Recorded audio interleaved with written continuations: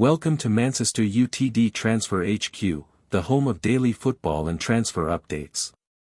Subscribe now and join the community of true football lovers. Never miss a moment from the beautiful game. My first news is Harry Maguire's Greek court case delayed again, with Man United star desperate to clear name. Harry Maguire's retrial in Greece has been delayed for a fourth time, with his original arrest coming more than 5 years ago, but the Manchester United star is still determined to prove his innocence.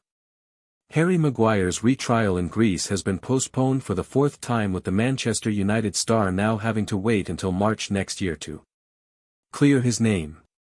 It has been more than 5 years since the England defender was arrested on the Greek island of Mykonos. The much-delayed hearing was due to begin in Syros on Wednesday morning, and Maguire's defence team were in court ready to defend the Englishman. However, the wait will go on and extend into next year. A possibility exists that Maguire's case will never come to trial at all, because the statute of limitations in Greece takes effect after 8 years, which would be in August 2028, reports the Daily Mail. Maguire was arrested in the summer of 2020 following an altercation on a family holiday and convicted of assaulting a police officer and attempted bribery. He was handed a 21-month suspended sentence, but the conviction was automatically quashed on appeal under Greek law. The 32-year-old does not have a criminal record, as his original conviction was nullified. He insists he is innocent. Maguire did not have to attend the trial in person. The first delay came back in May 2023 because his defense counsel was unavailable.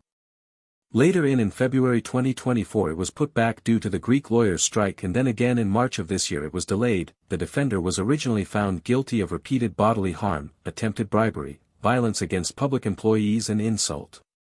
His brother Joe, 33, and pal Christopher Sharman, 34, were accused of clashing with rival fans and police outside a nightclub. Joe Maguire and Sharman got a 13-month suspended sentence. All three deny the charges.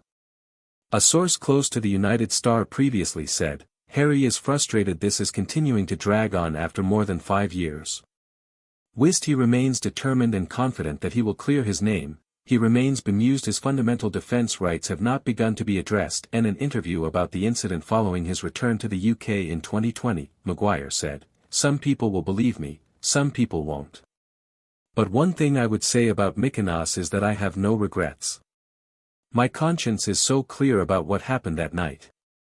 Maguire has continued to focus on his football and remains a crucial part of the squad in Manchester. He's currently enjoying some downtime during the international break, with his England snub continuing. He's not played for the Three Lions for 13 months. My second news is Man United hold talks with players over Ruben Amorim's future. With clear decision reached, Manchester United bosses have held talks with Bruno Fernandes and other leading players to assess the mood within the squad as pressure continues to mount on Ruben Amorim. Senior figures at Manchester United have held talks with some players to gauge the mood over Ruben Amorim and the current state of affairs, with the overriding feeling being that they remain behind him. Amorim secured a much-needed win at the weekend, beating Sunderland at Old Trafford, but the Portuguese boss has still not secured back-to-back victories during his 50 Premier League games in charge, underlining how difficult his tenure has been. His long-term future in Manchester continues to be a talking point, especially with the coach so wedded to his philosophy, which has failed to result in an upturn in form. ESPN reports that CEO Omar Barada and Director of Football Jason Wilcox have spoken to members of the squad, including Captain Bruno Fernandes as well as the leadership group, and they believe support still exists for Amorim. Conversations were not formal and the individuals were not deliberately sounded out ahead of a decision on Amorim, who has a contract with the club until 2027 and is only just about to mark 12 months in the job. Mason Mount has said that the dressing room is 100% behind the gaffer, despite the early struggles. Defender Matthijs de Ligt also publicly backed Amorim following the 3-1 defeat at Brentford less than a fortnight ago. Any decision to sack Amorim would involve Sir Jim Ratcliffe and Joel Glazer. Omar Barada and Jason Wilcox would also be asked for their input, having been hands-on in the decisions that have been taken by the club.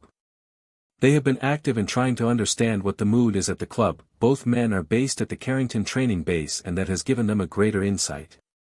It has also allowed them to have constant communication with Amorim and the squad. owing to the communal areas in the new training centre. The United boss has continued to cut a defiant figure when questioned about his future, and has maintained that his playing style is not the reasons for their struggles. That he said, "You fear to lose your job when you have to pay the bills, and I don't have that feeling. I just want to continue this. But when we don't win games, that is the suffering that I have. It is not the fear of losing the job. I don't care." Amorim also added, "I think we are thinking about the system, but I think we need to look at all of the parts of the game. This team play in the different systems for many years, and you were talking about the lack of identity, no idea, whatever."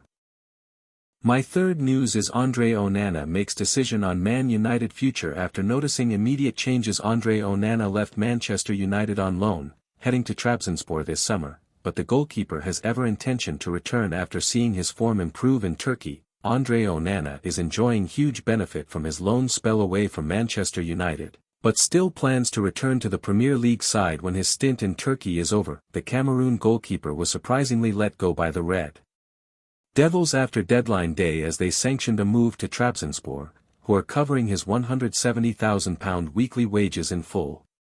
A new environment looks to be paying off for the goalkeeper, who endured a difficult 2 years at Old Trafford. Signed by Erik ten Hag, his time in Manchester was defined by high-profile errors that often led to goals.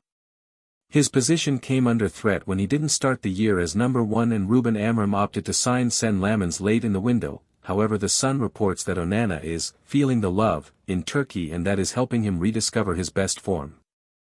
Those close to Onana admit the goalkeeper was mentally low after 2 challenging seasons.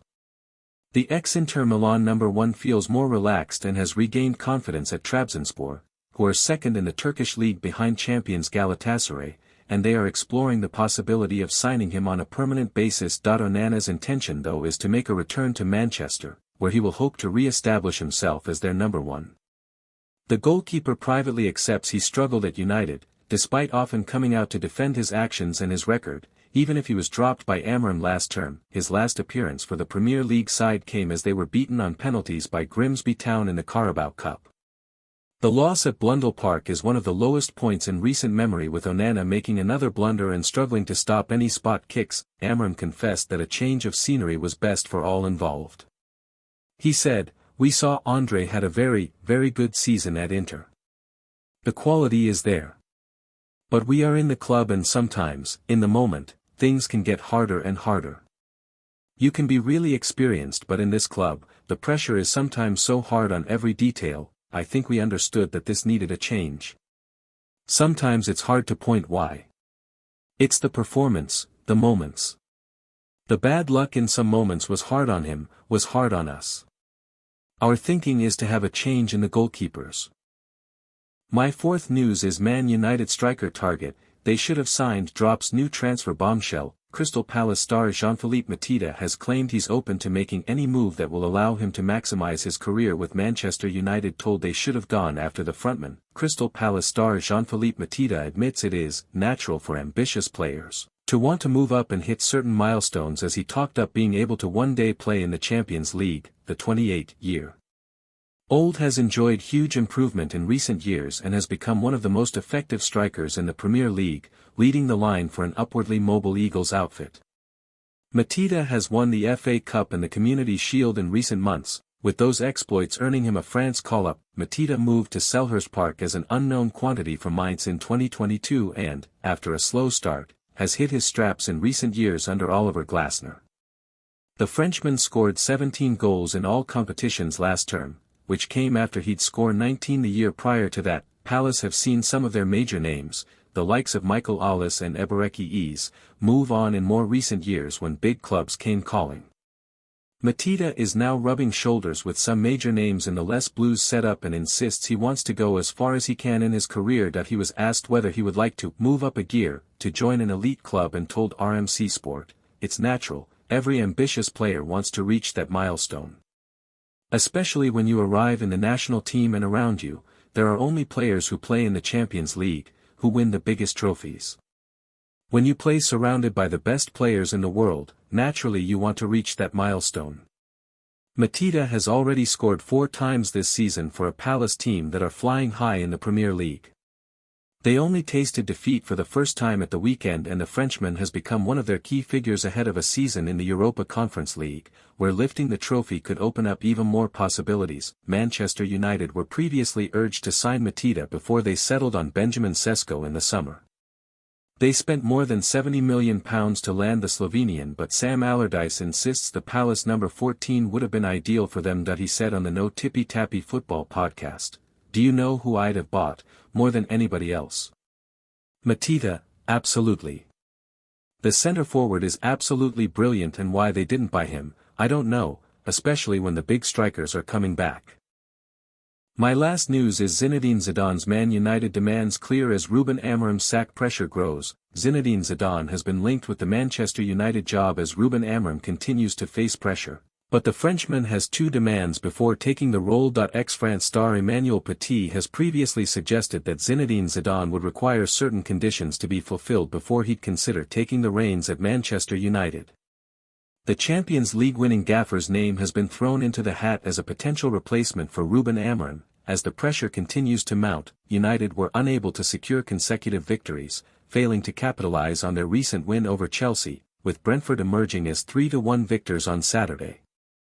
A brace from Igor Thiago in the first half left the visitors with a steep hill to climb after a sluggish start in West London. Benjamin Sesko managed to claw one back, scoring his debut goal for the club, before Bruno Fernandes missed a prime chance to equalize from the penalty spot with just 15 minutes remaining. Matthias Jensen sealed the deal deep into injury time, adding to the woes of the travelling United fans.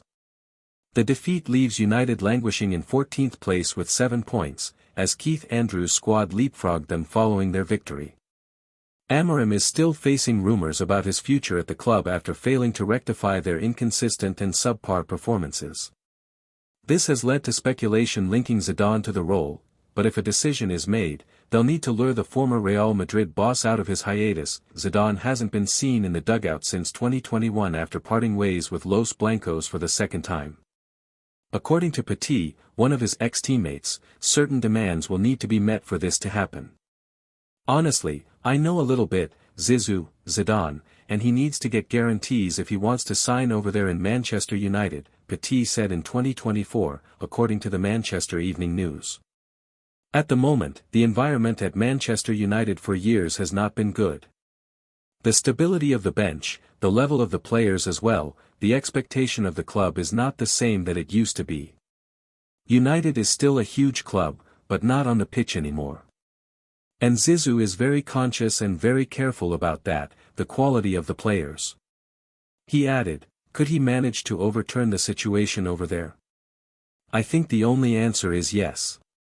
But at the moment, when you look at the team, I'm not convinced at all about the level of some players. Who'll win the Premier League title? Give us your prediction in the comments section." So if I am Zizou, I think it will be very easy, actually, to answer this question, of joining United. If I don't speak English on top of it, that will be more problems in terms of communication in the dressing room. If he takes the job at Manchester United, that means he's got solutions. At the moment, I'm not sure a lot of people have the solution to turn the situation at Manchester United. I'm not sure that he speaks very good English as well. And communication is very important in the dressing room. Thanks for watching. If you enjoyed the video, make sure to hit that like button, subscribe to Mancester Utd Transfer HQ, and turn on notifications so you're always in the loop with the latest transfer news and rumors. One more thing, what are your thoughts on these updates? Comment below.